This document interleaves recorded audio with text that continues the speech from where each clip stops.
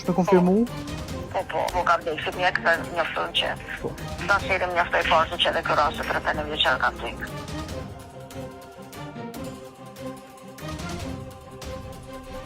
Ndodhemi në fshatin Majas të komunës së Podujeves, ku në shtëpit prapa meje, 3 persona kanë humbur jetën si pasojë e të shtënave me armë zjarri mbrëm,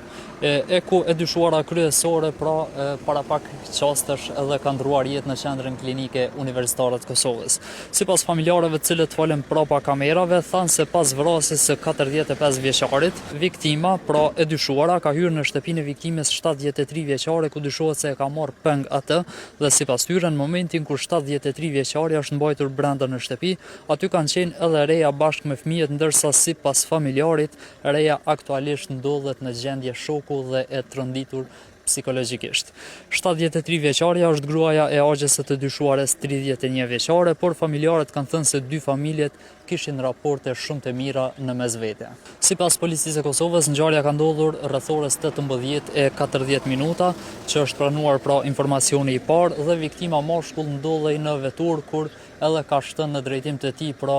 viktima tashmë 31 vjeçare, e më pastaj ka hyrë për ta marrë peng edhe gruan e agjes së saj, derisa e ka vrarë fatkeqësisht në sy të familjarëve të tjerë, e po ashtu edhe të fëmijëve të cilët edhe në këto momente janë të trënditur nga ngjarja, derisa pas ngjarjes ka ndërhyrë edhe njësia fit e Policisë së Kosovës për ta neutralizuar viktimen, mirë po pa sukses, e cila më pastaj ka shtënë edhe në drejtim të vetes në kokë me armë zjarri, ku është transferuar në qendrën klinike universitare të Kosovës për trajtim në fakt të më të tjeshëm, mirë po e njëjta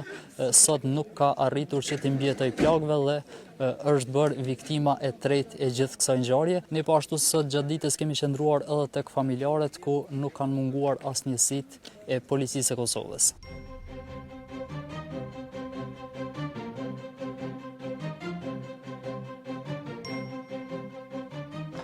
Lidhur me këtë ngjarje tragjike, këtu dyshohet për shkak të një mosmarrëveshje ndërmjet tyre, ku situata ka eskaluar dhe më pas është përdorur një armë zjarre, ku ka shtënë në drejtim të 2 personave dhe për fat të keq për shkak plagëve të marrura kanë ndruar jetë. Dhe po ashtu edhe dyshuara kryesore këtij akti kanë ndruar jetë, të cilin e ka konstatuar Qendra Klinike Universitare e Kosovës.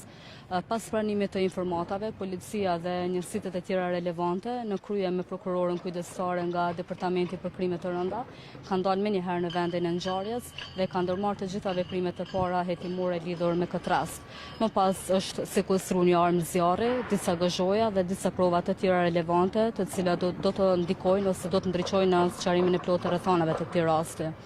Duke qenë se rasti është në fazën preliminare të hetimeve, më duhet të jemi rezervuar në dhënien e informacioneve shtesë, mirë po ne si prokurori themelore në Prishtinë mbetemi të përkushtuar, domethënë në zhvillimin e hetimeve në mënyrë intensive që sa më parë të kuptohen rrethanat e këtij rasti. Duke qenë se rasti ende në fazën preliminare të hetimeve, siç e theka edhe pak më herët, më duhet të jemi rezervuar në dhënien e informatave në detaje. Nuk e kam këtë informat për shkak se jemi në fazën e hetimeve.